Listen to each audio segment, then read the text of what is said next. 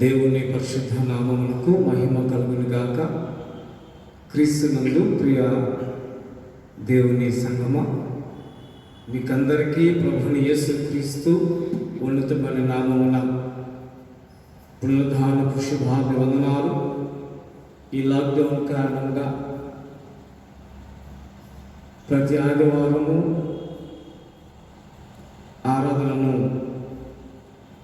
YouTube ద్వారా మేము అందిస్తున్నప్పుడు మీరందరూ కూడా మీ గృహాలలో స్మార్ట్ టీవీల ద్వారా, మొబైల్స్ ద్వారా ఆరాధన వీక్షిస్తూ ప్రభు మహిమపరుస్తున్నారని మేము విని చూచి సంతోషిస్తున్నాం. ఈస్టర్ తర్వాతి 5వ ఆదివారం ఆరాధనను ప్రార్థనాపూర్వకంగా ప్రార్థించడము.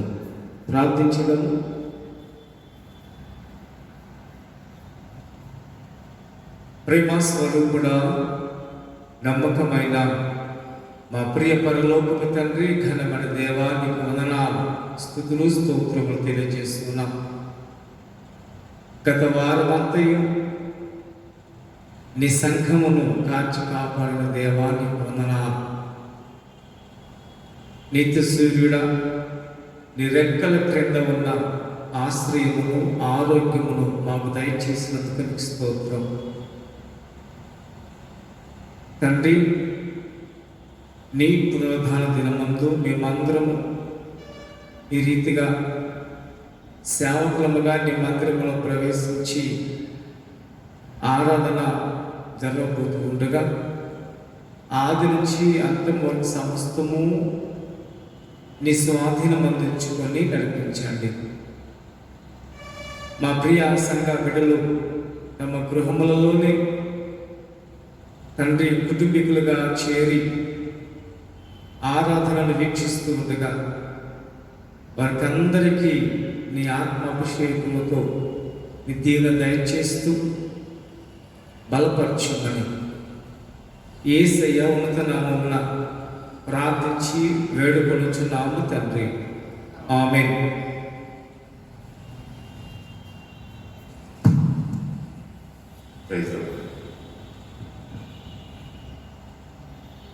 చిన్న కీర్తన పుస్తకంలో 153, పెద్ద కీర్తన పుస్తకంలో 432 యేసు మమ్ము నడిపించు అనే కీర్తన పాడుకొనుచు ఆరాధనా క్రమంలోనికి ప్రవేశించదము. యేసు మమ్ము నడిపించు, నీదు కబు కవలే, నీవు మమ్మును పోషించు, మమ్ము చేర్చు మందలో. యేసునాథా, ప్రియనాథా, మమ్ము విమోచించుమా. యేసునాథా, ప్రియనాథా, మమ్ము విమోచించుమా. మమ్ము నాదరించు యేసు, మాకు పాలకొండవు, పాప మార్గమందులోని ప్రేమతో తప్పించుమి. యేసునాథా, ప్రియనాథా, మొరనాలకించుమా.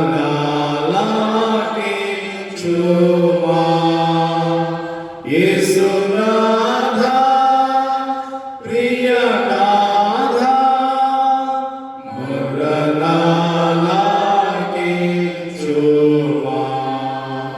బీద పాపులైన మాము నీవంగీకరింతువు, మమ్మును పవిత్రపరచి మమ్ము విడిపించుమి. యేసునాథా,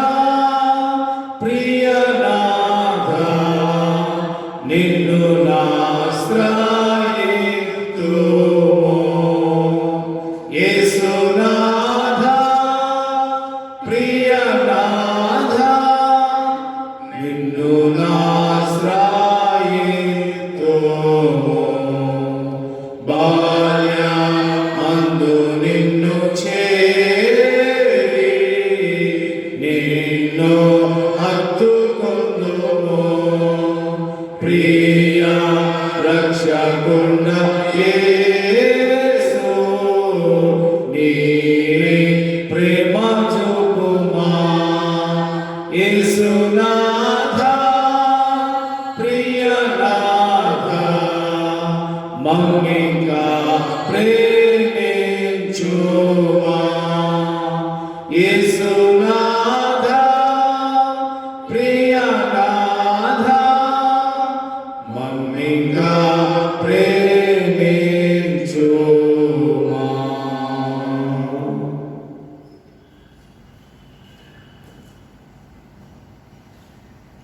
తండ్రి యొక్కయు కుమారుని యొక్కయు పరిశుద్ధాత్మ యొక్కయు నామమున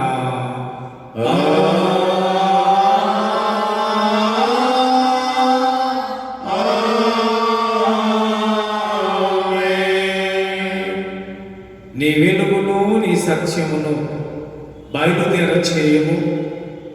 అవి నాకు త్రోవ చూపును. అవి నీ పరిశుద్ధ పర్వతమునకును నీ నివాస స్థలమునకును నన్ను తోడుకొని వచ్చును. అప్పుడు నేను దేవుని బలిపీఠమునకు నాకు ఆనంద సంతోషములు కలుగు చేయు దేవుని యొద్దకు చేరుదును. దేవా నా దేవా శిఖర వాటిచు నీకు కృతజ్ఞతాస్తుతులు చెల్లించెదను. ప్రభునందు ప్రియులారా, యథార్థ హృదయముతో మన తండ్రి అయిన దేవుని సమీపించి అటువంటి పాపము ఒప్పుకొని మన ప్రభుని యేసుక్రీస్తు పేరిట మనకు క్షమాపణ దయచేయమని వేడుకుంటున్నాము. ప్రభు నామము వలననే మనకు సహాయము కలుగుచున్నది. భూమి ఆకాశములను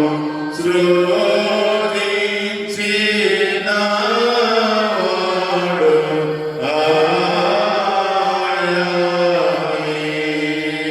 ప్రభువు సన్నిధిని నా యతిక్రమములు నేను ఒప్పుకొందు నన్ను కొంటిని. నీవు నా పాపదోషము పరిహరించి ఉన్నావు. మా సృష్టికర్తవు విమోచకుడునైన సర్వశక్తి గల దేవా, దీనులము పాపులము అగు మేము స్వాభావికముగా పాపులమనియు అపవిత్రులమనియు తలంపు వలన మాట వలన క్రియ వలన నీకు విరోధముగా పాపము చేసిందిమనియు నీ ఎదుట ఒప్పుకొనుచున్నాము. కావున మేము మా ప్రభువైన యేసుక్రీస్తు నిమిత్తమున నీ కృపను వెతుకుచు వేడుకొనుచు మితిలేని కనికరము గల నీ యొద్దకు ఆశ్రయమునకై వచ్చుచున్నాము. మా కొరకు చనిపోవుటకై నీ జనిత కుమారునిచ్చిన మిగుల కరుణ గల దేవా, మమ్మను కనికరించి ఆయన నిమిత్తమున మా సమస్త పాపములకు క్షమాపణ దయచేయము. మేము నీ కృప చేత నిత్య జీవం పొందినట్లు నిన్ను గూర్చియు నీ చిత్తమును గూర్చియు సరి అయిన జ్ఞానమును నీ వాక్యములకు తగిన విధేయతను మా యందు నీ పరిశుద్ధాత్మ వలన వృద్ధి పొందుమని మా ప్రభువైన యేసుక్రీస్తు ద్వారా వేడుకొనుచున్నాము. ఆమేన్. మన పరలోకపు తండ్రి యేసు సర్వశక్తి గల దేవుడు మనల్ని కనికరించి మన కొరకు చనిపోటుకై తన ఏక కుమారునిచ్చి ఆయన మూలమున మన పాపమన్నిటినీ క్షమించుచున్నారు. ఆయన నామమందు విశ్వాసముంచు వారికి దేవుని కుమారులకు అధికారం ఇచ్చుచు వారికి తన పరిశుద్ధాత్మ అనుగ్రహించును. నమ్మి బాప్తిస్మం పొందినవాడు రక్షింపబడును. ఓ ప్రభువా, ఈ రక్షణ మా అందరికీ దయచేయము.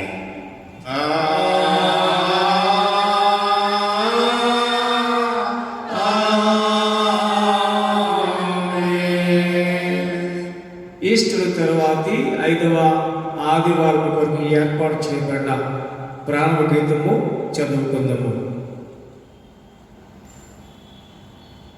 యెహోవా తన సేవకుడైన యాకోబును విమోచించిన సంగతి ఉత్సాహధ్వనితో తెలియచేయుడి. హల్లెలూయా. భూదిగంతముల వరకు అది వినబడినట్లు దాన్ని ప్రకటించుడి. హల్లెలూయా, హల్లెలూయా. సర్వలోక నివాసులారా, దేవుని గూర్చి సంతోష గీతము పాడుడి. ఆయన నామ ప్రభావమును కీర్తించుడి. ఆయనకు ప్రభావమును ఆరోపించి ఆయనను స్తోత్రించుడి. తండ్రికి కుమారునికి పరిశుద్ధాత్మకు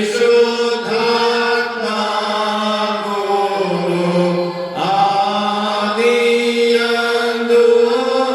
ఇప్పుడు ఎల్లప్పుడూ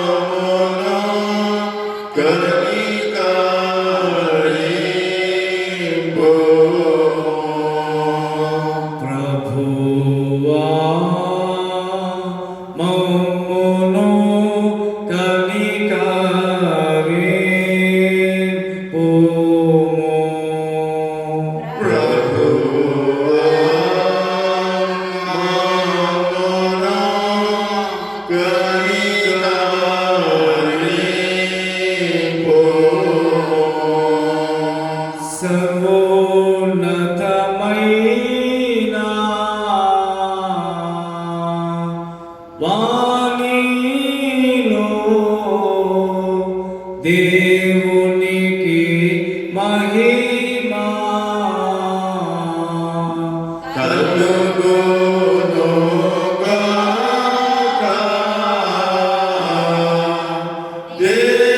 దేవునికి మహిమా కలుగును గాక. కలుగును ఉన్నతమైన ఘన స్థలములలో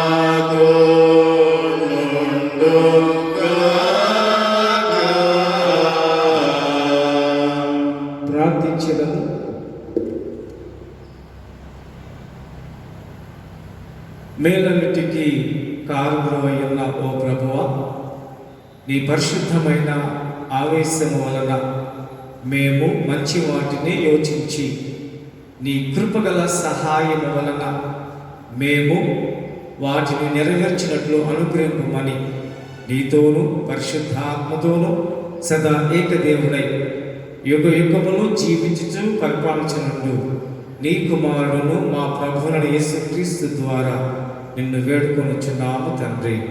ఆమేన్. దయచేసి కూర్చోనండి.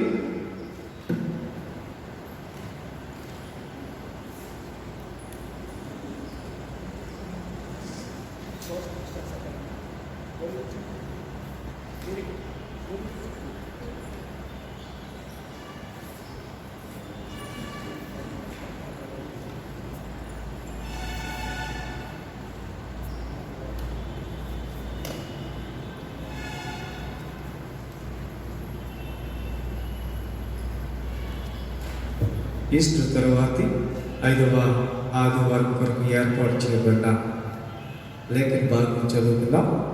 ఇటు శ్యామ్ మనోహర్ ఎవరి బిడ్డ పత్రిక పాఠ్య భాగం చదివించును. అపోస్తలుడైన యాకోబు రాసిన పత్రిక 1వ అధ్యాయం 22 నుండి 27 వచనం వరకు చదవగలిగినాం. ఈస్టర్ తర్వాత 5వ ఆదివారం కొరకు ఏర్పాటు చేయబడిన పత్రికా పాఠ్యభాగం యాకోబు రాసిన పత్రిక 1వ అధ్యాయం 22 నుంచి 27 వచనములకు ఈ విధంగా రాయబడి ఉన్నది. 22వ వచనం ప్రారంభం. మీరు వినివారు మాత్రమే ఉండి మిమ్మును మీరు మోసపుచ్చుకొనకుండా వాక్య ప్రకారము ప్రవర్తించి వారనై ఉండు. ఎవడైనా వాక్యమును వినివాడై ఉండి దాని ప్రకారము ప్రవర్తింపని వాడైతే వాడు అద్దములో తన సహజ ముఖమును చూచుకొని మనుషుని పోలి ఉన్నాడు. వాడు తను చూచుకొని అవతలికి పోయి తానెట్టివాడో వెంటనే మర్చిపోవును కదా. అయితే స్వతంత్రమును నిచ్చు సంపూర్ణమైన నియమములో తేరి చూచి నిలకడగా ఉండువాడేవాడు వాడు విని మర్చివాడు కాక క్రియలను చేయువాడే ఉండి తన క్రియలో ధన్యుడను. ఎవడైనా నోటికి కలెము పెట్టుకొనక తన హృదయమును మోసపుచ్చుకొనను. భక్తిగల వాడనని అనుకుని ఎడల భక్తి వ్యర్థమే. తండ్రి అయిన దేవుని ఎదుట పవిత్రమును నిష్కలంకమునైన భక్తి ఏదమనగా దిక్కులేని పిల్లలను విధవరాలను వారి ఇబ్బందులలో పరామర్శించుటయు ఇహలోక మాలిన్యము తనకంటకుండా తను తాను కాపాడుకున్నట్టే. పత్రికా పాఠశాల ఇంతపరి. హల్లెలూయా హల్లెలూయా హల్లెలూయా. శ్రీమతి కొరగొండి స్వాతి వచ్చి సువార్త పాఠ్యభాగము చదివించడం. యోహాను రాసిన సువార్త 16వ అధ్యాయము 23 నుండి 30 వచ్చే వరకు చదవగలుగుతాము. ఓ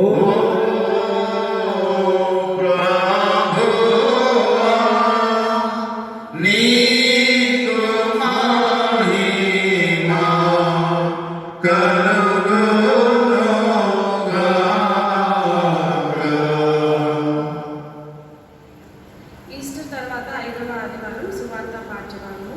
యోహాను రాసిన సువార్త 16వ అధ్యాయము 22 నుంచి ప్రారంభం. అటువలే మీరును ఇప్పుడు దుఃఖపడుచున్నారు, కానీ మిమ్మును మరలా చూచెదు. అప్పుడు మీ హృదయము సంతోషించును. మీ సంతోషమును ఎవడనూ మీ యొద్ద నుండి తీసివేయడు. ఆ దినమున మీరు దేని గూర్చియు నన్ను అడగరు. మీరు తండ్రిని నా పేరిట ఏమి అడిగినను ఆయన మీకు అనుగ్రహించునని మీతో నిశ్చయంగా చెప్పుచున్నాను. ఇది వరకు మీరేమీ నా పేరిట అడగలేదు. మీ సంతోషము పరిపూర్ణమగునట్లు అడుగుడి, మీకు దొరుకును. ఈ సంగతులు గూఢార్థముగా మీతో చెప్పితిని. అయితే నేనిక ఎన్నడూ గూఢార్థముగా మీతో మాట్లాడక తండ్రిని గూర్చి మీకు స్పష్టముగా తెలియజెప్పు గడియ వచ్చుచున్నది. ఆ దినమందు మీరు నా పేరిట అడుగుదురు, కానీ మీ విషయమై నేను తండ్రిని వేడుకొందునని మీతో చెప్పుటలేదు. మీరు నన్ను ప్రేమించి నేను దేవుని యొద్ద నుండి బయలుదేరి వచ్చితినని నమ్మితిరి గనక తండ్రి తానే మిమ్మల్ని ప్రేమించుచున్నాడు. నేను తండ్రి యొద్ద నుండి బయలుదేరి లోకమునకు వచ్చి ఉన్నాను, మరియు లోకమును విడిచి తండ్రి యొద్దకు వెళ్ళుచున్నానని వారితో చెప్పాను. ఆయన శిష్యులు, ఇదిగో ఇప్పుడు నీవు గూఢార్థముగా ఏమీ చెప్పక స్పష్టముగా మాట్లాడుచున్నావు. సమస్తము ఎరిగిన వాడవని ఎవడనూ నీకు ప్రశ్న వేయ నగత్యము లేదని ఇప్పుడు ఎరుగుదు. దేవుని యొద్ద నుండి నీవు బయలుదేరి వచ్చితివని దీనివల్ల నమ్ముచున్నామని చెప్పగా యేసు వారిని చూచి, మీరిప్పుడు నమ్ముచున్నారా? ఇదిగో మీలో ప్రతివాడును ఎవరి ఇంటికి వాడు చెదిరిపోయి నన్ను ఒంటరిగా విడిచిపెట్టు గడియ వచ్చేయున్నది. అయితే తండ్రి నాతో ఉన్నాడు కనుక నేను ఒంటరిగా లేను. నా యందు మీకు సమాధానం కలుగునట్టు ఈ మాటలు మీతో చెప్పుచున్నాను. లోకంలో మీకు శ్రమ కలుగు, అయినను ధైర్యం తెచ్చుకుని నేను లోకమును జయించి ఉన్నానని. ఇంతటితో ఈ వాక్య భాగము ఇంత పర్యంతం. ఓ క్రీస్తు నీకు స్తోత్రము కలుగును గాక. అలాగే నిలబడి అపోస్తుల విశ్వాస ప్రమాణము మన విశ్వాసముగా ఒప్పుకుందాము. భూమి ఆకాశములను స్తుతించిన సర్వశక్తి గల తండ్రి అయిన దేవుని నమ్ముచున్నాను. అనేక కుమారుడు మన ప్రభువుని యేసుక్రీస్తును నమ్ముచున్నాను. ఈయన పరిశుద్ధాత్మ వలన గర్భమున ధరింపబడి కన్య అయిన మరియకు పుట్టి పొంతి పిలాతు అధికారం క్రింద శ్రమపడి సిలువ వేయబడి చనిపోయి సమాధి చేయబడినని అదృశ్య లోకంలోనికి దిగినని చనిపోయిన వారిలో నుండి మూడవ దినమున లేచి పరలోకమునకెక్కి సర్వశక్తి గల తండ్రి దేవుని కుడి చేతి వైపున కూర్చుని ఉన్నాడని సజీవులకును మృతులకును తీర్పు చేయుటకు అక్కడ నుండి వస్తున్న పరిశుద్ధ క్రైస్తవ సంఘము పరిశుద్ధ సహవాసము పాప క్షమాపణయు శరీర పునరుద్ధానము నిత్య జీవములు ఉన్నవని నమ్ముచున్నాము. ఆమేన్. దయచేసి కూర్చోండి.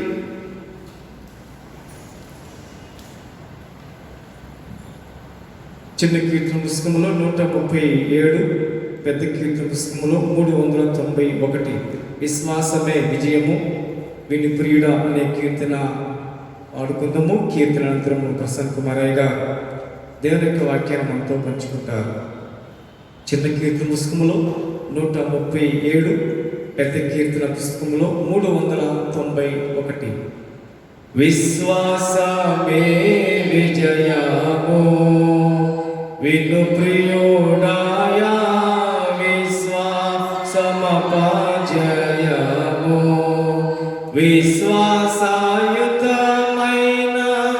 విసుకాని సుకార్యములే విశ్వాసయుతమైన విసుకాని సుకార్యములే విశ్వాసవంతునికి విజయమసగును నిజము విశ్వాసమే విజయము విను ప్రియుడాయా విశ్వాసమపజయము భక్తుడందు వలననే బ్రతుకును మరియు శక్తి నొంది నిల్చును యుక్తముగా వర్తించి యువిని జయించి యుక్తముగా వర్తించి యువిని జయించి ముక్తి నొందునాటంచు రక్తిగా పాడుదును విశ్వాసమే విజయము విను ప్రియుడాయా విశ్వాసమపజయము మంచి పేరు నందును సాతానునిది రించి విజయముందును మించిన బాధ సహించి జయించును మించిన బాధ సహించి జయించును అంచిత మరణము నానందముగా గాచు విశ్వాసమే విజయము విను ప్రియుడాయా విశ్వాసమపజయము ప్రవిమానముందేదము పాపము నుండి పరిహరింపబడుదుము అవిరతమును మనము ఆశ్చర్యముగా ధనము అవిరతమును మనము ఆశ్చర్యముగా ఘనము భువియందు దివ్యందు బహుళతో నొందుదుము విశ్వాసమే విజయము విను ప్రియుడాయా విశ్వాసమపజయము నీతిమంతుల మౌదుము నిశ్చయము ప్రఖ్యాతి బోధను నేర్తుము తండ్రి దత్తముల అన్ని యాచించుచు తండ్రి దత్తముల అన్ని యాచించుచు ఆతని సుభద్రములు ననయా ముందుము నిజము విశ్వాసమే విజయము విను ప్రియుడాయా విశ్వాసమపజయము పరిపూర్ణ విశ్వాసమే క్రియలతోనున్న మరి మంచి విశ్వాసమే ధరయందు పరమందు ధన్యాత్మునిగా చేయు ధరయందు పరమందు ధన్యాత్మునిగా చేయు సర్వగుణ ధానిని సంపాదించుము ప్రియుడా విశ్వాసమే విజయము విను ప్రియుడాయా విశ్వాసమపజయము మన తండ్రి అయిన దేవుని నుండి మన ప్రభు అయిన యేసుక్రీస్తు వారి నుండి కృపయు సమాధానం మీకు కలుగును గాక. ఆమేన్. దయచేసి కూర్చోండి. దేవుని ప్రియ జనమ మీ అందరికీ కూడా ప్రభునామంలో ఈ ఉదయకాలపు శుభాభివందనాలు తెలియజేస్తా ఉన్నాం. మరొక ఆదివారం రికార్డు చేయబడిన ఈ కార్యక్రమము ద్వారా సంఘ బిడ్డలందరి ఎవరైతే ఆసక్తి కలిగి యూట్యూబ్ని ఓపెన్ చేసి మరి చూడదలుచుకున్నారో వారందరికీ కూడా నేను శుభాభివందనాలు తెలియజేస్తా ఉన్నా. దేవుని వాక్యం వైపు చూద్దాం. యాకోబు పత్రిక 1వ అధ్యాయము 22వ వచనాన్ని నేను చదువుతా. యాకోబు పత్రిక 1వ అధ్యాయము 22వ వచనం. మీరు వినువారు మాత్రమై ఉండి మిమ్మును మీరు మోసపుచ్చుకొనకుండా వాక్య ప్రకారము ప్రవర్తించువారునై యుండుడి. ఒక సంఘానికి ఒక కొత్త పాస్టర్ గారు వచ్చారు, ట్రాన్స్ఫర్ అయ్యి. సంఘ పెద్దలు అందరూ కూడా మరి చూసి ఈసారి మంచి యంగ్ డైనమిక్ తెచ్చుకుందామని ఒక యంగ్ పాస్టర్ని, యవన పాస్టర్ని తెచ్చుకున్నాను. మొదటి వారం సంఘము పెద్దలందరూ టెన్షన్, మరి ఎట్లా ఉంటుంది ఏమిటి సంఘము, చాలా చదువుకున్నటువంటి సంఘం కదా, వాక్యం తెలిసిన సంఘం, ఎడ్యుకేటెడ్ కాంగ్రిగేషన్ ఉన్న సంఘము కనుక మరి అదే ఈయనైతే యంగ్ పాస్టర్ యవనస్తుడు, మరి ఎలా ఉంటుంది ఏమిటి టెన్షన్, పెద్దల మీద బాధ్యత అది. సరే, ఆరాధన చేసి పాస్టర్ గారు ప్రసంగం చేశారు, మంచి పవర్ఫుల్ ప్రసంగం చేశారు. అందరూ హ్యాపీ, పెద్దలు కూడా హ్యాపీ, రైట్ మంచి పని చేసాము, బాగున్నారు పాస్టర్ గారు వందనాలు. రెండవ వారం వచ్చింది, నెక్స్ట్ వీక్. రెండవ వారం మళ్ళీ అందరూ కూడా ఎంతో ఆశతో మంచి పవర్ఫుల్ ప్రసంగం చేశారు పాస్టర్ గారని ఆ ప్రసంగం వినడానికి మళ్ళందరూ ఆయత్తపడ్డారు, సిద్ధపడ్డారు. ఆ పాస్టర్ గారు గత వారం చెప్పిన ప్రసంగమే చెప్పారు. వాళ్ళు ముఖాలు చూసుకున్నారు. ఏమైంటుంది, మాస్టర్ గారు కన్ఫ్యూజన్ అయిపోయి ఉంటారు. ఆయన వస్తూ ఆ నోట్స్ గత వారం నోట్స్ తెచ్చుకొని ఉంటారు. ఏదో పొరపాటు టెన్షన్ కదా, ఆయన కూడా కొత్తగా వచ్చి ఉంటాడు కదా, ఇంత చదువుకున్న కాంగ్రిగేషన్ చూసి ఆయన కూడా కన్ఫ్యూజన్ అయ్యి టెన్షన్ పడి ఉంటాడులే, మనం ఒకసారి అవకాశం ఇద్దామని సరే ఏమన్నా రైట్. నెక్స్ట్ వీక్ వచ్చింది. నెక్స్ట్ వీక్ మళ్ళీ ఆరాధన అంత అయిన తర్వాత మళ్ళీ పాస్టర్ గారు ప్రసంగం నిలబడ్డారు. అదే ప్రసంగం చేశారు. మళ్ళీ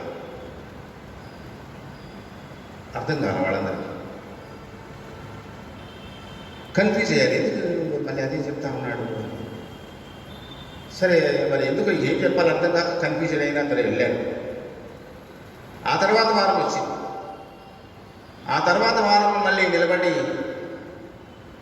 మళ్ళీ పాస్టర్ గారి ప్రసంగానికి నిలబడ్డారు. మళ్ళీ ఆయన బైబిల్ తెరిచి మళ్ళీ అదే ప్రసంగం రిపీట్ చేశారు. అప్సెట్ అయిపోయారు పెద్దలంతా. సంఘం కూడా అప్సెట్ అయి మొక్కలు చూసుకొని ఏం చేయాలి అర్థం కాదు. ఆరాధన అయ్యి అవ్వంగానే మీటింగ్ పెట్టేశారు. మీటింగ్ పెట్టేసి పెద్దలంతా వచ్చేసి అందరూ మరి నిలదీసేశారు పాస్టర్ గారు. ఏంటి పాస్టర్ గారు, గత 3-4 వారాలుగా మీరు అదే మెసేజ్ ఏమిటని, ఎందుకు అదే మెసేజ్ చెప్తా ఉన్నారు ఏంటి అని అడిగాడు. పాస్టర్ గారు, అవును నేను గత 4 వారాలుగా చెప్తా ఉన్నాను మెసేజ్, ప్రసంగం మార్చమంటున్నారు. రైట్, మీరు ఇప్పుడు చెప్పిన ఈ ప్రసంగం మీరు దాని ప్రకారంగా నడుచుకుంటున్నారా? ఈ మొదట చెప్పినటువంటి ఈ ప్రసంగం ప్రకారంగా మీరు నడుచుకుంటే నెక్స్ట్ ప్రసంగానికి వెళ్దాం అని అన్నా. వాళ్ళంతా ఒక రకంగా ఆ పాస్టర్ గారి మాటల ద్వారా ఒక రకంగా గుర్తుపడ్డారు, ఆలోచన చేశారు. కథలు కాలక్షేపానికి, పాటలు మానసిక ఉల్లాసాలు, కొంచెం రిలాక్సేషన్ అవ్వడానికి పాటలు వింటాం. కాలక్షేపం కొరకు కథలు అవి కూడా వింటాం. అయితే ప్రసంగాలు, దేవుని వాక్యం వినేది కాలక్షేపానికో కేవలం జ్ఞానం సంపాదించుకోవడానికో కాదు. దేవునికి ఇష్టమైనటువంటి వాడుగా, దేవునికి నచ్చే విధంగా, ఏ విధంగా జీవించడానికి కావలసినటువంటి ఆజ్ఞలు, సూత్రాలు దేవుని వాక్యం అంటే, దేవుని ప్రసంగం అంటే.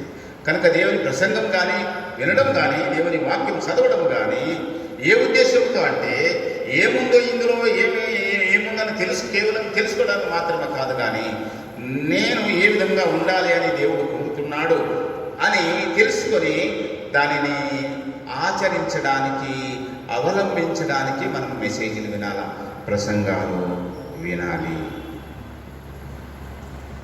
యాకోబు అదే చెప్తా ఉన్నాడు, మీరు వినువారు మాత్రమై ఉండి కేవలం వినేవాళ్ళైతే ఎట్లా ఉంది, ఏం చెప్పాడు, ఏం పాయింట్ కవర్ చేశాడా లేదా అనేది ప్రసంగాలు, లేదా బైబిల్ గ్రంథంలో ఏమేమి రాశారు, ఎట్లా రాశారు, ఏమిటనేటువంటిది ఈ విషయాలు ఉన్నాయని బైబిల్ గ్రంథంలో చదవడం ద్వారా కేవలము ఆ ఉద్దేశంతో అయితే మిమ్మల్ని మీరు మోసపుచ్చుకున్న వారవుతారు. ఏం చేయాలంట, మీరు వినివారు మాత్రమే ఉండి మిమ్మల్ని మీరు మోసపుచ్చుకునకుండా వాక్య ప్రకారము ప్రవర్తించువారునై ఉండుడి. విస్తారంగా విని, విస్తారంగా చదివి నాకు జ్ఞానం వచ్చింది అనుకుంటే ఉపయోగము లేదు. విస్తారంగా వినేది, విస్తారంగా చదివేది, విస్తారంగా తెలుసుకునేది దేవుని మనసు తెలుసుకోవడానికి, తెలిసి నడుచుకోవడానికి, ఇష్టానుసారంగా కాదు కానీ దేవుని మనసు తెలిసి దాని ప్రకారంగా నడుచుకోవడానికి మనము విస్తారంగా తెలుసుకుంటాము, విస్తారంగా వింటాము మెసేజ్లు. ప్రభువారు కొండ మీద ప్రసంగం చేసినప్పుడు మనందరికీ తెలుసు, మత్తయి సువార్త 7వ అధ్యాయంలో కొండ మీద ప్రసంగం చేసినప్పుడు ఆయన చిత్తము నెరవేర్చుట ఎంత ప్రాముఖ్యమైనదో చెప్పారు అక్కడ. కనుక 7వ అధ్యాయం 21వ వచనం నేను చదువుతాను. ప్రభువా ప్రభువా అని నన్ను పిలిచివాడును ప్రతివాడును పరలోక రాజ్యంలో ప్రవేశింపడు గాని పరలోకమందున్న నా తండ్రి చిత్త ప్రకారము చేయువాడే ప్రవేశించు. నన్ను పిలిస్తే ప్రభువా, దేవా, రాజాది రాజా, ప్రభువులకు ప్రభువా అని ఇట్లాగా అన్ని పొగడ్తల మాటలు పెట్టేసి నన్ను కీర్తిస్తే మీరు పరలోక రాజ్యంలో ప్రవేశిస్తారు అని మీరు అనుకోవద్దు. పరలోకమందున్న నా తండ్రి చిత్త ప్రకారం ప్రవర్తించువాడే, నడుచుకునేవాడు మాత్రమే పరలోక రాజ్యంలో ప్రవేశించును. So action is more important. విధేయత, ఆచరణ అదే కీలకమైనది దేవుని యొక్క సహవాసంలోనికి అనే సంగతిని. అందుకే అక్కడ ఆ దినమందు అనేకులు, అంటే నేను వచ్చినప్పుడు, మళ్ళీ ప్రభువారు వచ్చినప్పుడు అనేకులు ఆ దినమందు నన్ను చూచి ప్రభువా ప్రభువా మేము నీ నామమున ప్రవచింపలేదా, నీ నామమున దెయ్యములు వెళ్ళగొట్టలేదా, నేను అనేకమైన అద్భుతములు చేయలేదని చెప్పుదురు. అప్పుడు నేను మిమ్మల్ని ఎన్నడూ ఎరుగును, అక్రమం చేయువారు నా యొద్ద నుండి పొండని చెప్పుదును. కాబట్టి ఈ నా మాటలు విని వాటి చొప్పున చేయు ప్రతివాడును. అంటే ఇంపార్టెంట్, అంటే రెడ్డింగ్తో అండర్లైన్ చేసుకోవాలి అక్కడ అంటున్నట్టు. ఏం చెప్తున్నాడు? ఈ నా మాటలు విని వాటి చొప్పున చేయు ప్రతివాడు, దట్ ఈజ్ ఇంపార్టెంట్. అది కీలకమైనటువంటి. ఎలాంటి వాడంట, తన ఇల్లు బండ మీద తన ఇల్లు కట్టుకుని బుద్ధివంతుని పోలి ఉండును. వాన కురిసెను, వరదలు వచ్చెను, గాలి విసిరి ఆ ఇంటి మీద కొట్టను కానీ దాని పునాది బండ మీద వేయబడేది కనుక అది పడలేదు. బండ మీద వేయబడుట పునాది. క్రైస్తవ జీవితము అనేది బండ మీద వేయబడ్డం ఏంటంటే ఏమైతే ప్రభు బోధించాడో దానిని జీవితంలో అలవరించుకొని దానిని చూసి విమానం నడిపేవాళ్ళు చాలా ఎక్స్పీరియన్స్ వచ్చిన తర్వాత బాగా అనుభవస్తులైన పైలట్స్ వాళ్ళు అడుగుచని బస్సు నడిపినట్టుగా వాళ్ళు అట్లేం నడపరు. వాళ్ళు మీకు తెలియాలి. వాళ్ళు ఏం చేస్తారంటే వాళ్ళు ఆ ఫ్లైట్ ఏ విధంగా చార్టెడ్ చేయాలో వాళ్ళ ఎదురుగా మళ్ళీ ఆ చార్ట్ ఎదురుగా ఉంటుంది. అక్కడ ప్రతి స్టెప్పు దాంట్లో ఏమైతే ఉందో ఆ చార్ట్ ప్రకారంగా వాళ్ళకి దాంట్లో వస్తూ ఉంటుంది. ఆ ప్రకారంగానే వాళ్ళు నడుస్తూ ఉంటారు. వాళ్ళు ఎంత అనుభవస్తులైనట్టు. మరియు ఈ నా మాటలు విని వాటి చొప్పున చేయని ప్రతి వాడు ఇసుక మీద తన ఇల్లు కట్టుకుని బుద్ధిహీనుని పోలి ఉండును. వాన కురిసెను, వరదలు వచ్చెను, గాలి విసిరి ఆ ఇంటి మీద కొట్టిన అప్పుడు అది కూలబడెను, దాని పాటు గొప్పదని చెప్పాను. తెలుసు, మనం చాలాసార్లు విన్నా మీ వారికి. బుద్ధివంతుడు బుద్ధిహీనుడైనటువంటి వాడు, వీళ్ళే మోసపోయినటువంటి వారు. విన్నారు, తెలుసుకున్నారు, విస్తారంగా తెలుసుకున్నారు, కానీ ఆ ప్రకారం చేయలేదు. ఊహించని పరిస్థితులు వచ్చినప్పుడు విన్నది మరిచిపోయి మనం ఊహించినటువంటి సిచ్యువేషన్స్ జీవితంలో ఎదురైనప్పుడు విన్నది లేదా చదివింది లేదా నేర్చుకున్నది మర్చిపోయి విడిచిపెట్టేసి విశ్వాస రహితులుగా ప్రభు శిష్యులు కూడా అయ్యారు. మనమేం అతీతులమేంగా, ఇది మానవ సహజమైనటువంటి ప్రభు శిష్యులు కూడా అయ్యారు. అది ఈరోజు మనం సువార్త వాక్య భాగంలో చదివింది. కనుక యోహాను సువార్త 16వ అధ్యాయంలో మనకి ఇవ్వబడినటువంటి మరి సువార్త వాక్య భాగంలో 23 వచనం నుండి 30 దాకా ఇవ్వబడినటువంటి సంఘటన, ఒక సంభాషణ అక్కడ మనం చూస్తూ ఉన్నాం. అక్కడ ప్రభు వారు శిష్యులను సిద్ధపరుస్తూ ఉన్నాడు. ఆయన సిలువకి వెళ్తా ఉన్నాడు. ఈ 16 అధ్యాయము ఇంకా ఆయన ఏంటంటే గెత్సెమనే తోటలోకి ప్రవేశించక ముందు శిష్యులను తాను ఇప్పుడు అనుభవించబోయే, తాను ఇప్పుడు చేయబోయే శిలువ త్యాగాన్ని గురించి వాళ్ళకి సిద్ధపరుస్తారు. వాళ్ళు ఘోరమైనటువంటి, వాళ్ళు ఊహించినటువంటి ఒక భయంకరమైనటువంటి పరిస్థితి వాళ్ళు ఎదుర్కోబోతున్నారు. తమ ప్రభువు, దేవుని కుమారుడు, సర్వశక్తివంతుడు, మృతులను సైతం లేవనెత్తినటువంటి ఆ ప్రభువు ఇప్పుడు వదకు దేవుడు గొర్రె పిల్లవలే తను తీసుకొని వెళ్ళబోతున్నాడు. ప్రవచనాలు నెరవేరబోతున్నాయి ఆయన పట్ల. కనుక అది వాళ్ళు సిద్ధంగా లేని శిష్యులు వాళ్ళని సిద్ధపరుస్తా ప్రభువారు ఈ 16వ అధ్యాయంలో 16వ అధ్యాయం అంతట్లో కూడా శిష్యులను సిద్ధపరచడమే ఇప్పుడు భాగము. ఇక్కడ ఏంటంటే ప్రభువారు చెప్తున్నారు తన శిష్యులకు, మనం ఇప్పుడు కొద్ది కాలం అయిన తర్వాత మీరు నన్ను చూస్తారు, కొద్ది కాలానికి నన్ను చూడు. ఈ ఒక పీరియడ్ ఒకటి ఉంటుంది, కొద్ది కాలం నన్ను చూడు అంటే ఏంటి? ప్రభు ఉద్దేశము, ఆయన సిలువ వేయబడతాడు, సమాధి చేయబడతాడు, మళ్ళీ కొంతకాలం నన్ను చూస్తాను అనగా మళ్ళీ నేను పునరుద్ధరణ అవుతాను, మళ్ళీ మిమ్మల్ని నేను కలుసుకుంటాను. ఎప్పుడైతే నేను పునరుద్ధరణ మీ దగ్గరికి వస్తానో మనము మనం కలుసుకుంటాము. ఇక అప్పటి నుండి మీకు ఒక అద్భుతమైనటువంటి ఆశీర్వాదం ఓపెన్ అవుతుంది. అదేంటంటే తండ్రిని మీరు డైరెక్ట్గా నా నామములో తండ్రికి ప్రార్థన చేసేటువంటి, అంటే శిలువ త్యాగం అయిపోయిన తర్వాత, శిలువ యాగం అయిపోయిన తర్వాత సంఘానికి కలగబోయేటువంటి ధన్యతని గురించి ప్రభువారు చెప్తా ఉన్నాడు. మీరు ప్రార్థన తండ్రిని అడుగుతారు, నా నామములో మీరు అడిగినప్పుడు మీ కార్యాలు జరగబోతున్నాయి. ఇట్లాగ సిద్ధపరుస్తా చెప్తా ఉన్నాడు అనమాట. కనుక మరి ఆ ప్రార్థన యొక్క ఆ లింక్ మీకు ఇస్తామన్నా నేను, ఆ ప్రార్థన లింక్ మీకు ఏర్పడుతుంది. మీరు తండ్రిని డైరెక్ట్గా అడుగుతారు. మీరు ప్రభు నా పేరట అడిగినప్పుడు చాలు, నేను దగ్గర నుండి చెప్పాల్సిన అవసరం లేదు. నా పేరట అడిగితే, ఎందుకంటే నేను శిల్వ త్యాగం ద్వారా తండ్రి చిత్తాన్ని నెరవేరుస్తున్నాను కనుక నా పేరట మీరు అడిగితే చాలు, తండ్రి చేస్తాడు. మీరు నన్ను ప్రేమిస్తున్నారు కనుక, నేను దేవుని కుమారుడిని నమ్ముతున్నారు కనుక మీకు ఇది ఒకటి ఈ అవకాశం ఒకటి మీకు తెరవబడుతుంది నా శిల్వ త్యాగం అయిపోయిన తర్వాత అని ప్రభువారు చెప్తా ఉన్నాడు. తర్వాత 29వ వచనంలో కూడా మరి మనం చూస్తూ ఉన్నాము. ఇక్కడ నేను తండ్రి నుండి బయలుదేరి వచ్చాను, నేను తండ్రి ఎందుకు వెళుతున్నానే వారితో చెప్పాను. అప్పుడు ఆ శిష్యులు అన్నటువంటి మాట 29వ వచనంలో ఏమన్నారంటే, ఆయన శిష్యులు, ఇదిగో ఇప్పుడు నీవు గుడార్థముగా ఏమీ చెప్పక స్పష్టంగా మాట్లాడుతున్నావు. సమస్తము ఎరిగిన వాడవనియు ఎవడును నీకు ప్రశ్న వేయనగత్యము లేదని ఇప్పుడు ఎరుగుదము. దేవుని యుద్ధ నుండి నువ్వు బయలుదేరి వచ్చుతున్నామని దీని వలన మేము నమ్ముచున్నాము అయిపోయిన శిష్యులు అన్న మాట చాలా జాగ్రత్తగా ఏమన్నారు. ఇప్పుడు ఇదిగో సమస్తము ఎరిగిన వాడమని ఎవడను నీకు ప్రశ్న వేయనగత్యమో లేదని ఇప్పుడు ఎరుగుదము. ఇప్పుడు మాకు తెలిసిపోయింది, మాకు ఇప్పుడు మొత్తం తెలిసిపోయిందని అన్నారు శిష్యులు. ఇప్పుడు మేము మొత్తం గ్రహించాము, ఇప్పుడు మాకు మొత్తం తెలిసిపోయింది అన్నారు. ప్రభువారు అది నమ్మలేదు. అవునా, మీకు మొత్తం తెలిసిపోయిందా? మీరు మొత్తము ఈ రక్షణ ప్రణాళిక, ఈ రక్షణ ప్లాన్ అంతా మీకు మొత్తం అర్థమైపోయిందా? అంటే మొత్తం గ్రహించేశారా?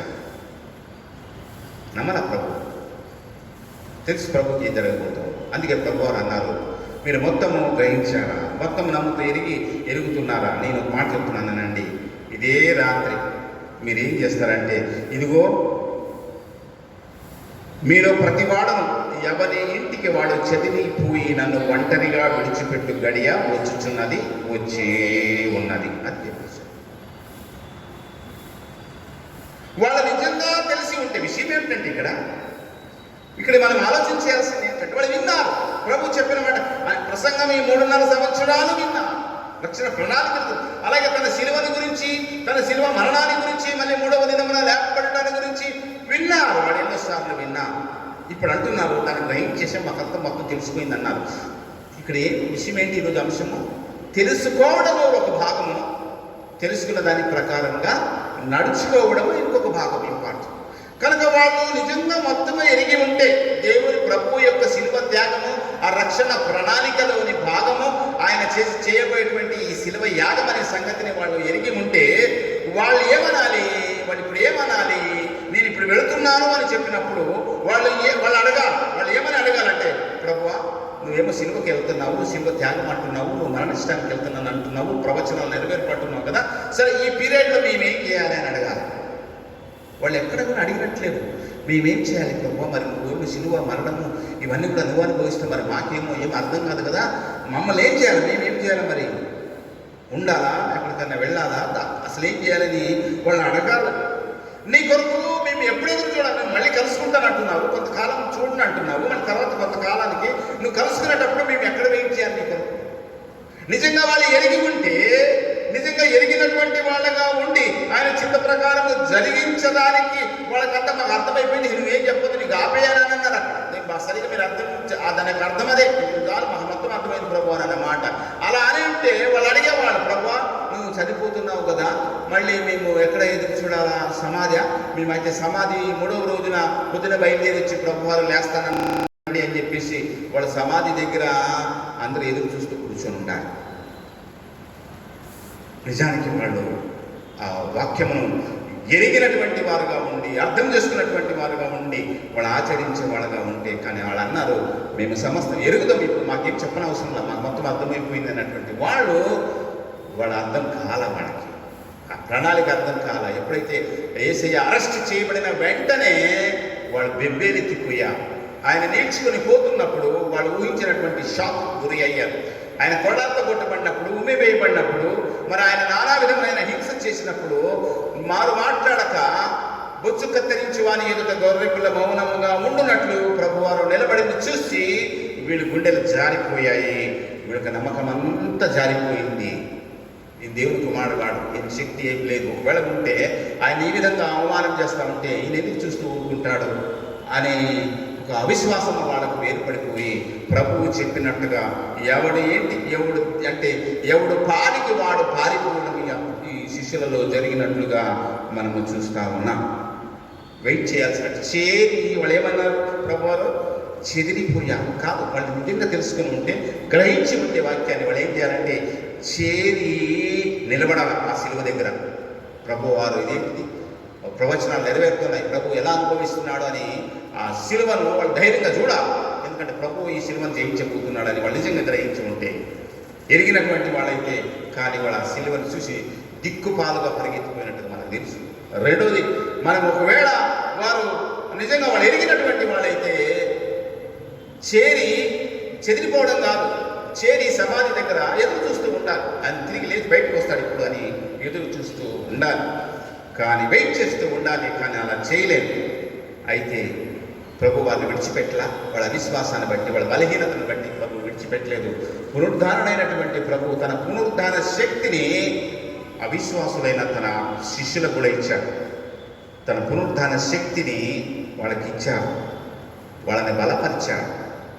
వాళ్ళు ఆ పునరుద్ధారుడైన యేసును కలుసుకున్నప్పుడు, ఆ పునరుద్ధారుడైన యేసును చూసినప్పుడు, అంతకుముందు లేదేమో కానీ ఆ తర్వాత వారు ప్రభు నిమిత్తం వారు తెచ్చుకున్నటువంటి అపారమైన ధైర్య సాహసాలు ఎంతవరకు వెళ్ళాయంటే, ప్రతి ఒక్కరు భూదిగంతాలకు వెళ్ళి అదే ప్రభు కొరకు వాళ్ళు హతసాక్షులయ్యారు, తమ ప్రాణాలు సైతం ప్రభువుకు పెట్టారు. ఇది ఎట్లా అంటే, యేసు ప్రభు తన పునరుద్ధాన శక్తిని తన వరకు మాత్రమే ఉంచుకోవడం కాకుండా అంతటి బీతావహులైనటువంటి శిష్యులకు ఆయన పంచి ఇచ్చారు కనుక శిష్యులు రైట్ అంతకుముందు ఆయన పునరుద్ధానానికి ముందు ఒకవేళ అవిశ్వాసంతో బలహీనులై ఉండవచ్చు, అయ్యారు. ఆ పునరుద్ధాన శక్తి ద్వారా వాళ్ళు కూడా ప్రభువు కొరకు నిలబడి ప్రభువు కొరకు హతసాక్షులయ్యేటువంటి స్థితికి వాళ్ళు వచ్చిన సంగతిని మనందరికీ ఇప్పుడు బాగా తెలుసు. ప్రియులారా, ఈరోజు సంఘము ఆ విధంగా హతసాక్షులు అయ్యే అవసరం లేదు. ప్రభు కొరకు హతసాక్షులు అవ్వే అవసరం పరిస్థితులు లేవు.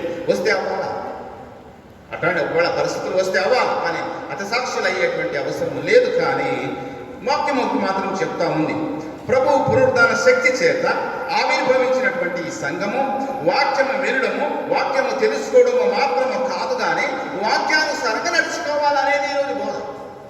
అదే పునరుద్ధాన శక్తి చేత ఆవిర్భవించినటువంటి సంఘము. ఏ పునరుద్ధాన శక్తి చేత అసలు భయము పిరిగివాళ్ళైనటువంటి బలహీనులైనటువంటి తన అపోస్తులను హతసాక్షులుగా ఈ దిగంతాలకు వెళ్ళి సువార్త ప్రకటించే స్థాయి శక్తినిచ్చిందో, ఆ పునరుద్ధాన శక్తి చేత ఆవిర్భవించబడిన సంఘము ఆ వాక్యం వినడం, వాక్యం తెలుసుకోవడం మాత్రం కాదా, వాక్యానుసారంగా కూడా నడుచుకోవాలి. ఏమైతే బోధిస్తూ ఉందో దాని ప్రకారంగా నడుచుకోవాలి అనేది ఈ రోజున అర్థసాక్షులు అవ్వాల్సిన అవసరంలా ఆ బోధ ప్రకారంగా మనము జీవించాలి అనే సంగతిని మనం ఇక్కడ చూస్తూ యాకోబు చెప్తున్నటువంటి విషయాన్ని ఇప్పుడు మనము చూసాం. ప్రియులారా, యాకోబు మొదటి పత్రికను మనము ధ్యానం చేస్తాం. 27వ వచనంలో చెప్పిన మాటని మీకు చెప్తున్నాం. తండ్రి అయిన దేవుని ఎదుట పవిత్రమును నిష్కళంకమునైన భక్తి ఏదనగా దిక్కులేని పిల్లలను, విధవరాండ్రులను వారి ఇబ్బందులు పరామర్శించడం, ఇహలోక మాలిన్యము తన కంటకుండా తను కాపాడుకుంటే. భక్తి అంటే నిజమైనటువంటి భక్తిని ఏమిటి అని చెప్తా. ఇక్కడ ఏం చెప్పలేదు చూడండి. నిజమైన భక్తి అంటే చక్కగా పాటలు పాడాలా, నిజమైన భక్తి నిజంగా దేవుని ప్రేమిస్తూ ఉంటే ఒక ఆత్మతోనూ తన్మయత్వముతో ఆరాధన చేయాలి. ఒక ట్రాన్స్లోకి వెళ్ళిపోయేసి ఒక తన్మయత్వముతో అరమోడుపు కళ్ళతో ఆకాశం అందున్న దేవుని ఆరాధించి చేతులెత్తి అవన్నీ నువ్వు చెప్పలా. అవన్నీ ఏం చెప్పట్లేదు ఇక్కడ. ఏం చెప్తా ఉన్నాడంటే నిజమైన భక్తి ప్రవర్తనలో బహిర్గతం, మేనిఫెస్ట్. నిజమైన భక్తి విశ్వాసి ప్రవర్తనలో బహిర్గతం కావాలి మాత్రమే ఇక్కడ చెప్పడం చూస్తాము. అందుకే వాడిన మాట మీరు చూసారా ఏమిటంట, మీరు వినవారు మాత్రమే ఉండి మిమ్మల్ని మీరు మోసపుచ్చుకొనకుండా అనే మాటని మనం చూస్తాం. అంటే కేవలము వినేవాళ్ళం, కేవలము తెలుసుకునే వాళ్ళము, కేవలము గ్రహించేటువంటి వాళ్ళము. ఏమైతే విన్నామో, ఏమైతే ఇక్కడ రాయబడిందో, ఏమైతే మనకి ఇవ్వబడిన సూత్రాలుగా ఇవి వేటిని మనం అనుసరించకపోతే, ఆచరించకపోతే మోసపోతాము, మోసం జరుగుతుంది. మోసపోయినటువంటి వాళ్ళము మనం. ఎవరో మోసం మనల్ని మనమే మోసపుచ్చుకున్నాం. ఎవరో మోసం చేయదు, వాక్యం మోసం చేయదు మనల్ని. ఎందుకు వాక్యం ఎట్లా మోసం చేస్తుంది? వాక్యం మనల్ని బ్రతికిస్తుంది, వాక్యం మోసం చేయడం కాదు. దీనిని అంతకంటే ఎక్కువగా చూడకపోతే, ఈ వాక్యము నేను ఏ విధంగా జీవించాలా ప్రభు కొరకు, ప్రభు ఇష్టడుగా ఉండడానికి నేను ఏమైతే చేయాలనేటువంటిది నా సొంత జ్ఞానముగా కాదు, కానీ ఆయన తన వాక్యం ద్వారా సెలవిచ్చాడు. ఆయన చిత్త ప్రకారము చేసి రేపొద్దున ఆయన కనబడినప్పుడు అక్రమము చేయి వాళ్ళారా నా ఎదుట నుండి తొలగి పోండి అని ఆయన చేత తిరస్కరించబడకూడదు అనే భయం ఉన్న వాళ్ళు ఏం చేస్తారంటే, ఇక్కడ ఏమి రాయబడింది దానిని వాళ్ళు ఆచరిస్తారు, ఫాలో అవుతారు. అది ఇక్కడ యాకోబు చెప్పినటువంటి. కనుక చూసారా, మీరు విలువారు మాత్రమై ఉంటే తెలుసుకున్నా నేను, ఓహో ఎన్ని సత్యాలు ఉన్నాయా, ఎన్ని అద్భుతమైన సత్యాలు ఉన్నాయని అప్రిషియేట్ చేస్తే రైట్. అది మొదటి భాగం. అది తప్పకుండా తెలుసుకోవాలి. తప్పకుండా నాకు అది చదువుతున్నప్పుడు, కీర్తనకారుడు చెప్తున్నప్పుడు నాకు క్రొవ్వు మెదడు దొరికినట్లుగా, నాకు ఆ జుంటి తేనె ధారల్లాగా ఉన్నాయని ఆనందించాలి. అయితే అంతటితో ఆపేలా కీర్తనకారుడు. ఎందుకు ఆయన అంత ఆనందించాడంటే, ఆయన కట్టడలు చదివినప్పుడు ఎందుకు ఆనందించాడంటే, ఆ కట్టడల ప్రకారంగా నన్ను నడుచుకోవాలని నాకు అర్థమైంది అని, ఆ కట్టడల ప్రకారంగా నేను నడుచుకున్నాను. చాలా చోట్ల చెప్తాడు కీర్తనకారుడు, నేను ఆ కట్టడలను విడిచి వెళ్ళినప్పుడు నేను ఇబ్బందుల్లో పడ్డాను, శ్రమలో పడ్డాను. మళ్ళీ నీ వాక్యం వైపు తిరిగినప్పుడు నేను మళ్ళీ సెదతీరాను, నేను మళ్ళీ కోలుకున్నానని చెప్తాడు. తన అనుభవాలు, విశ్వాసి అనుభవం అవ్వాలి. కనుక మనము తెలుసుకునేది, మనం గ్రహించేది, మనము వినేది, ఇది కొత్త కొత్త విషయాలు, ఇవన్నీ కూడా ఒక ఉద్దేశం ఏమైనారంటే, దేవునికి ఇష్టమైనటువంటి వాడుగా నేను జీవించడానికి పవిత్రమైనటువంటి భక్తి ఏమిటో ఎట్లా చెప్తారు, ఎవరు చెప్తారు, ఎవరికి వాళ్ళు అనుకుంటారు, ఎవరికి వాళ్ళు పవిత్రమైన భక్తి అని తాము అనుకున్నది పవిత్రమైన భక్తి కాదు. ఇక్కడ ఏం చెప్పాడు, దానిని చేపట్టమే పవిత్రమైనటువంటి భక్తి. కనుక తండ్రి అయిన దేవుని ఎదుట పవిత్రమును నిష్కళంకమునైన భక్తి ఏదనగా అని అన్నప్పుడు మనం ఏం చేయాలంటే, ఇప్పుడు మనం అనుకుంటున్నటువంటిది కాదు, కానీ ఇక్కడ ఏమివ్వబడిందా. కనుక ఇక్కడ ఏంటంటే ఒక ప్రవర్తన, ఒక నియమావళి యాకోబు ఇస్తున్నటువంటి నియమం. ఇదొకటని కాదు, ఇక్కడ ఈ గ్రంథమంతా ఇవ్వబడినటువంటి ఇవన్నీ కూడా వస్తాయి. ఇక్కడ యాకోబు ఇప్పటికి ఏం చెప్తే, ఈ ప్రస్తుతానికి ఈ వారానికి మనం నేర్చుకోవాల్సిన విషయంగా ఏం చెప్తా ఉన్నాడు అంటే, నిష్కళంకమునైన భక్తి ఏదనగా దిక్కులేని పిల్లలను, విధవరాండ్రను వారి ఇబ్బందులు పరామర్శించడం. భక్తి అంటే కేవలము పాటలు, ఆరాధన, ఉపవాసం లాంటివి మాత్రమే కాదు, కానీ భక్తిలో మొదటిదంట వాక్యానుసారమైన ప్రవర్తన. ఈ యాకోబు పత్రిక మొదటి అధ్యాయం 22 నుండి 27 వచనాల వరకు అవుట్లైన్గా మనం చూస్తే మొదటి చూస్తాము. 22 వచనములు ఏంటంట, మరి మిమ్మల్ని మీరు మోసపరుచుకున్న వాక్య ప్రకారము ప్రవర్తించట మొదటిది, భక్తిలోని మొదటి అంశం. భక్తిలోని రెండవ అంశం నోటికి కళ్ళెము పెట్టుకున్నది. ఎవడైనా 26 వచనం, ఎవడైనాను నోటికి కళ్ళెము పెట్టుకునక తన హృదయమును మోసపరుచుకొంచు భక్తి వాళ్ళని అనుకునే ఎడల వాని భక్తి వ్యర్థమ. రెండవది ఏంటి చెప్పండి? రెండవది అంశం ఏమిటంటే నిజమైన నిష్కళంకమైన భక్తి నోరు కంట్రోల్లో ఉండాలా. నోరు కంట్రోల్ లేకుండా ప్రభువుని ఆరాధించేవాడు, ప్రభువుని సేవించేవాడు, ప్రభు వాక్యము ప్రకటించేవాడు, ప్రభు వాక్యమును చదివే ఒక నోరు కంట్రోల్, ఇక రాయబడిన నోరు కంట్రోల్ లేకుండా భక్తి మోసపోవడమే. అది రెండవ. నోటికి కళ్ళెము, నోరు అదుపు. మూడవది ఏంటి? దిక్కులేని వారిని, విధవరాండ్లను, పిల్లలను, వారి ఇబ్బందులు ఆదరించుట. వారు ఉంటారు, దేవుడు వాళ్ళు చూసుకుంటుంటారు. ఇదిగో ఈ కరోనా ఇటువంటి ఉపద్రవాలు ఒక్కొక్కసారి వస్తాయి, ఇబ్బందుల్లో ఉంటారు. అలాంటి ఇబ్బందులు వచ్చినప్పుడు ఒక అడుగు బయటకు వచ్చి వారిని ఏం చేయాలని రాయబడింది ఇక్కడ? ఇబ్బందులు వారిని పరామర్శించుట. ఇది మూడవ అంశం, నిజమైనటువంటి భక్తి. నాలుగవది ఏమిటంటే ఇహలోక మాలిన్యము తనకంటకుండా తనను తాను కాపాడు. ఈ లోకంలో చాలా ఉంటుంది, చాలా చూస్తూ ఉంటాం. మాలిన్యము అంటుట అంటే మనసు చెడిపోవుట. ఈ లోకంలో ఏదైతే వాక్యానుసారం కాదో, దేవుని వాక్యంలో ఏదైతే పాపమని అది కూడదని దేవుని వాక్యం చెప్పిందో అదే మాలిన్యం అంటే. ఆ మాలిన్యము తనకంటకుండా, తన హృదయానికి అంటకుండా, తన చేతులకు అంటకుండా, అంటే చేతులకు అంటుకుంటే చేయడం, వాటిని చేసినప్పుడు ఆ మాలిన్యం చేతులకు అంటిందని అర్థం అనమాట. కనుక తన చేతులకు అంటకుండా అంటే తాను వాటిని చేయకుండా, ఇహలోక మాలిన్యము తనకంటుకు తను ఏంటంటే తను చేసేటువంటి ప్రయత్నము అది భక్తిలో భాగం. నేను ఇటువంటివి చేయను, ఇది దేవుడికి ఇష్టం లేనటువంటి ఈ గలించి నాకు వద్దు అని దాని నుంచి దూరంగా ఉండే ప్రయత్నం, తనకంటకుండా తన్ను తాను కాపాడు. ఇది నిజమైనటువంటి భక్తి. ఇది దేవుని ఎదుట తండ్రైన దేవుని పవిత్రమైన నిష్కళంకమైన భక్తి. ఇది ఇక్కడ చెప్పాడు. కనుక ఇప్పుడు మన బాధ్యత ఏమవుతా ఉంది? ఇప్పుడు మన బాధ్యత ఏమవుతుంది? సంఘం యొక్క బాధ్యత అంటే ఇక్కడ యాకోబు చెప్పినట్లుగా మీరు వినువారు మాత్రమే ఉండి మిమ్మల్ని మీరు మోసపరుచుకొనకుండా వాక్య ప్రకారము ప్రవర్తించి కష్టం. దేవుని వాక్య ప్రకారంగా ప్రభువు కొండ మీద చేసిన ప్రసంగాలు వినటానికే అబ్బా ఎంత మంచి ఐడియాలు చెప్పాడని చాలాసార్లు అభినందించుతుంటాయి, కానీ నిజంగా జీవితంలో అలవర్చడానికి కష్టం. అయితే ఆ శక్తి ఎట్లా ఇస్తాడంటే ఆయన పునరుద్ధాన శక్తి సంఘానికి ఇస్తాడు.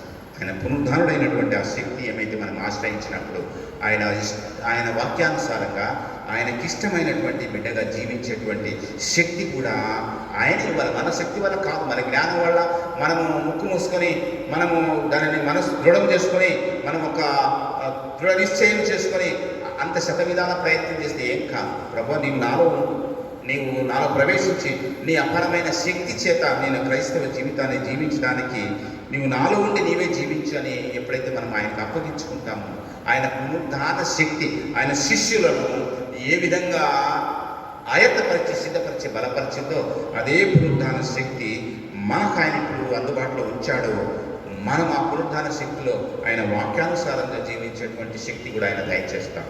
అయితే మనమంతా గ్రహించవలసిన సంగతి ఏంటంటే తెలుసుకున్నటువంటి సత్యాలు, విన్నటువంటి సత్యాలు వాటిని అభినందించడం కాకుండా ఈరోజు దేవుడు నన్ను ఇలా చేయమంటున్నాడు, ఓకే ఇది నా ప్రవర్తనలో మార్పు తేవాలి, ఇలా మారాలి నా జీవితం అని అది వాక్యానుసారంగా ప్రవర్తించుట. అది లేనప్పుడు ఏమవుతుందంటే మనము మోసపోయిన వాళ్ళం అవుతాం. ఆ రోజున ప్రభు వారు ఎదుట నిలబడినప్పుడు అక్రమం చేయి వారు నా ఎదుట నుండి తొలగిపోండి అని ఆయన చేత తృణీకరించి, అదే మోసపోవడం అంటే. ఇంతవరకు జీవించిన ఇన్ని సంవత్సరాలు చక్కగా సేవకుడుగా లేదా మంచి విశ్వాసిగా ఇవన్నీ జీవించి కూడా నువ్వు ఫెయిల్ అని ప్రభు అంటే ఎట్లా ఉంటుంది? అదే మోసపోవడం అంటే. నువ్వు ఫెయిల్ అయిపోయావు, లేవి నీకు మార్కులు ఏం పడలా, అసలు నేమి నాకు ఇష్టమైనటువంటి ఏది నాకు కనపడలా అని ప్రకటన గ్రంథంలో సంఘముతో ఆ దూత చెప్పిన మాటలు మనం వినడము అదే మోసపోవడం అంటే. కానీ అలా మోసపోకుండా ఉండడానికి నువ్వు చేయాల్సిందంతా ఏమీ లేదు. ఏమైతే నీ వాక్యంలో ఇవ్వబడిందో వాటి ప్రకారంగా నేను జీవిస్తాను. ఆ జీవించడానికి ప్రభువా నీ శక్తిని, నీ పునరుద్ధాన శక్తి చేత నన్ను బ్రతికించి, ఆ శక్తి చేత నన్ను నింపి అలాగే జీవించడానికి నాకు సహాయం చేయమని ప్రతినిత్యము ప్రభువుని వేడుకుంటూ ఆయన సహాయం ద్వారా మనము క్రైస్తవ జీవితాన్ని మనము జీవించడానికి పరిశుద్ధాత్మ దేవుడు మీకు సహాయం చేయనుగాక. ఆమేన్. సమస్త జ్ఞానం గమించిన దేవుని సమాధానం యేసు క్రీస్తు వలన మీ హృదయములకును మీ తలంపులకును సదా కావలి ఉండునుగాక. దేవాలయందు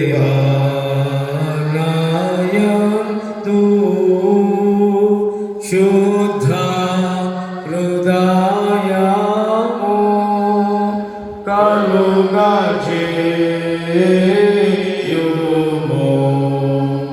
నాయంతరంగములో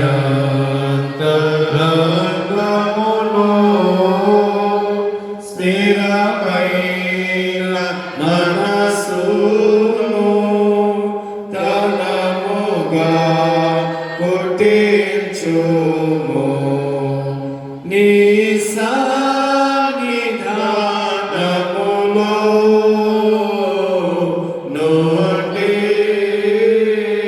నన్ను త్రోసివేయకుము. నీ పరిశుద్ధాత్మను నా యొద్ద నుండి తీసివేయకుము.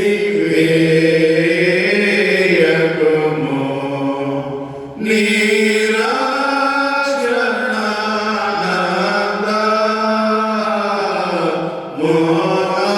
నాకు మరలా పుట్టించుము.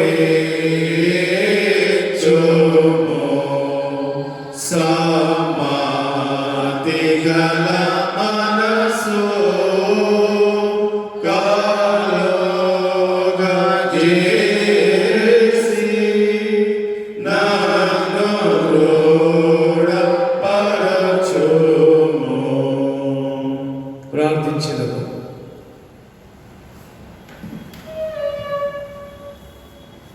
మా దేవా, మా ప్రభువా, మహోన్నతుడా, మా జీవాధిపతి అయిన క్రీస్తు నీకు వందనాలయ. నీ సేవకుని ద్వారా మీరు అందించిన అమూల్యమైన వర్తమానం కొరకు నీకు స్తోత్రం. కేవలము వినువారు మాత్రమే కాక వాక్యానుసారమైన జీవితము కలిగి ఉండాలని మరొకసారి హెచ్చరించిన దేవానికి స్తోత్రం. ప్రభువా ప్రభువాని పిలుచు ప్రతివాడు పరలోక రాజ్యానికి వారసుడు కాదు. తండ్రి చిత్తాన్ని నెరవేర్చిన వాడే వారసుని మీరు పలికిన ప్రతి వాక్కు కొరకు స్తోత్రం. విత్తబడ్డ వాక్యం నీరు కట్టి ఫలింపచేయడం.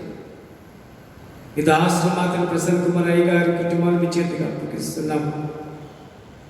ఆశ్రమ గారి పిల్లలు మీ దాసుకి తల్లి గారిని దీవించారు. రాబో కాలంలో ఇంకా బలమైన పరిచయం చేయడానికి సహాయం దాయించడానికి స్తోత్రం. తండ్రి, కరోనా వైరస్ నానాటికి హెచ్చవుతుంది మా ప్రభువా. దానిని అణిచివేవాడు నీవే నా తండ్రి. అయ్యా, మేమందరం మట్టి వారమని జ్ఞాపకం చేసుకునే గొప్ప దేవాన్ని పొందనా. నీవు ఆ కరోనా వైరస్ని, ఆ తెగులును, ఆ మహమ్మారిని అణిచివేయకపోతే ప్రపంచం శ్మశానంలో మారుతుంది ప్రభువా. తండ్రి సర్వశక్తిమంతుడా, నీకు అసాధ్యమైన కార్యం ఏది లేదు మా తండ్రి. ఈ కరోనా వైరస్ వలన ఎన్ని కుటుంబాలు తమ ప్రియులను కోల్పోయి ఉన్నారో ప్రభువా. తండ్రి, వారికి అందరికీ నీ ఆదరణ దయచేయండి. పాజిటివ్ కేసులు ఎంతమంది కలిగి ఉన్నారో తండ్రి, నీ కృపలో అవన్నీ నెగిటివ్ కేసులుగా మార్చబడుకు సహాయం దయచేయండి. ప్రతి పెట్టి చుట్టూరు మా ప్రభుని కృపతోడుగా ఉంచండి. నాయకులకు, అధికారులకు ప్రభువుని తెలివిని జ్ఞానం ఇచ్చి మా ప్రభు సంఘాన్ని, రాష్ట్ర దేశాన్ని చక్కగా క్షేమమైన స్థితిలో ఉంచడానికి వారిని ఆయుధపరిచాడు. నీ స్వరక్తం నుంచి సంపాదించిన సియోను నూతన సంఘం కొరకు అందరూ పెడుతున్నాం. సండే స్కూల్ బిడ్డలను, యవనస్తుల బిడ్డలను, శ్రీ సమాజము పరిచర్యలను మొదలుపెడుతున్నాం. ఇవన్నీ ఆగిపోయినాయి మా తండ్రి. అయా ఆరాధన ఆలయంలో కలిగి ఉండకుండా తమ గృహాల్లోనే ఆరాధన చేస్తున్నారు. మళ్ళా మాకందరికీ పూర్వ స్థితిని కలుగు చేసి మునుపటి కంటే అధికమైన మెల్లతో దీవించమని మనం చేస్తున్నాం. అనారోగ్యంతో బాధపడుచున్న పిల్లలను దీవించాడు. నీ గాబడి హస్తముతో తాకి స్వస్థత ఇచ్చాడు. ఈ దినమందు ప్రభు ఎంతమంది నీ ఉచితమైన కృపలో తమ జన్మదిన వేడుక జరుపుకుంటున్నారో, తమ వివాహపు దిన మహోత్సవాలు జరుపుకుంటున్నారో వారందరినీ కనికరించారు.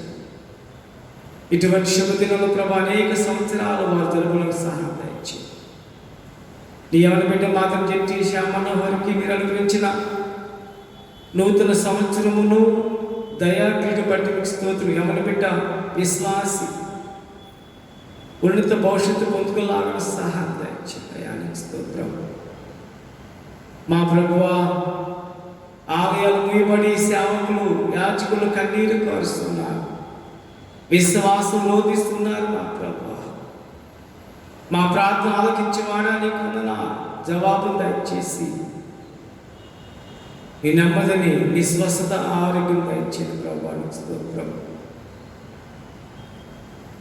విత్తబడ్డ నీ దాసుని యొక్క వాక్యము ద్వారా సంఘం యావత్తునకు క్షేమమును, ఆరోగ్యం దయచేసి దీవించమని త్వరగా మా ప్రభువా ఈ కరోనా వైరస్ని లయపరచుటకు వ్యాక్సిన్ అందుబాటులోకి రావడానికి కృప దయచేయాలి. యేసయ్య ఉన్నత నామమున ప్రార్థించి వేడుకొనుచున్నాము తండ్రి. ఆమేన్. పరలోకమందున్న మా తండ్రి, నీ నామము పరిశుద్ధపరచబడును గాక, నీ రాజ్యము వచ్చును గాక, నీ చిత్తము పరలోకమందు నెరవేర్చునట్టు భూమి యందు నెరవేరును గాక. మా దిన ఆహారం మాకు దయచేయి. మన అపరాధములు చేసిన వారిని క్షమించిన ప్రకారం మా అపరాధములను క్షమించుము. శోధనగా దృష్టిని తగ్గించుము. రాజ్యము, శక్తియు, మహిమయు నిరంతరము నీవై ఉన్నావు తండ్రి. ఆమేన్. దయచేసి కూర్చోండి. ఇప్పుడు ఒక ప్రత్యేకమైన కీర్తన షమ్మునైసి పాడి వినిపిస్తారు.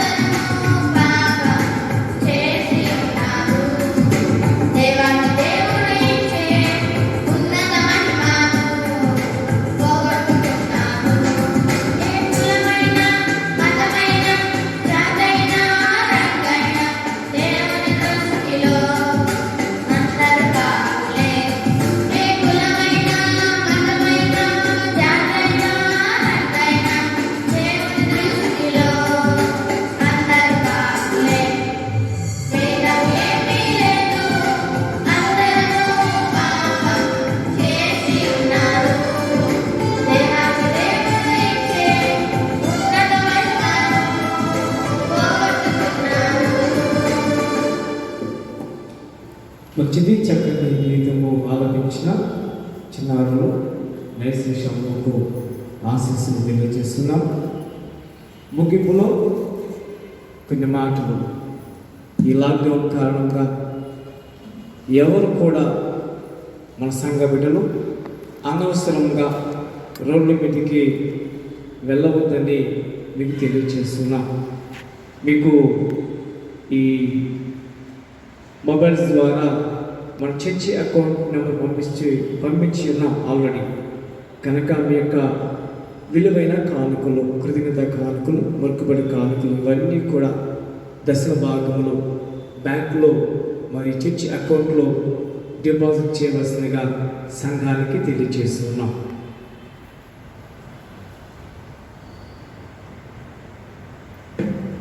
చివరిగా చిన్న కీర్తన పుస్తకములో 220, పెద్ద కీర్తన పుస్తకములో 346.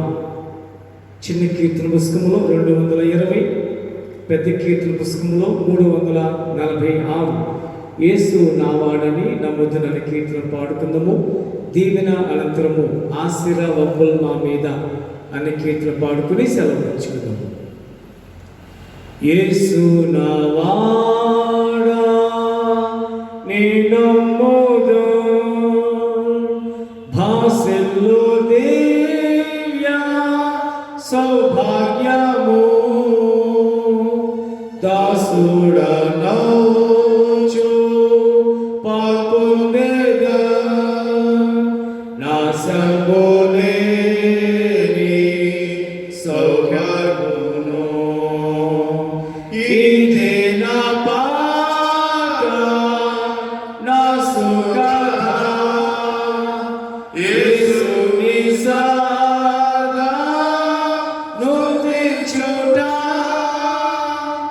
ఇదే నా పాట నా సుఖద యేసుని నిత్యం ధ్యానించుట సంపూర్ణ భక్తి తోడెద పెంపార యేసు ధ్యానించెద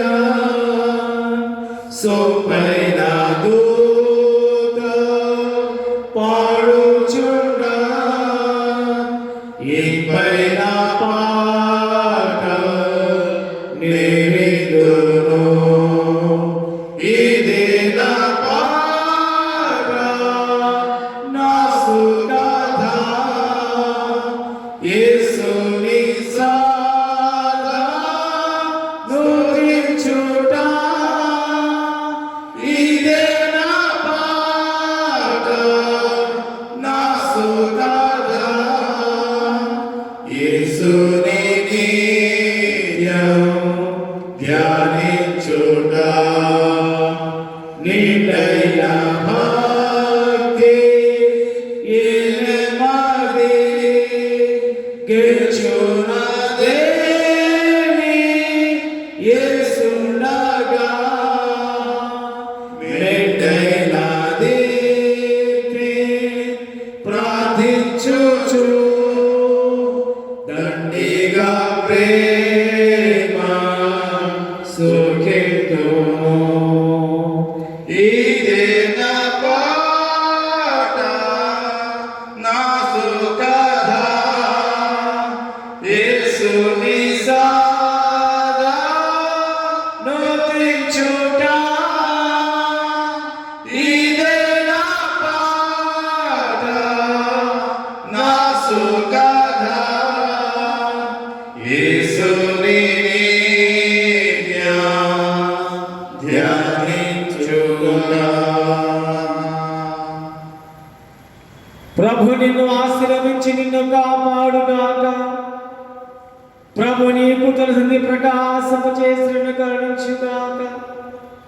ప్రభు నీ మీద తన సన్నిధి కాంతి ఉదయింపచేసి నీకు సమాధానము కలుగు చేయునుగాక.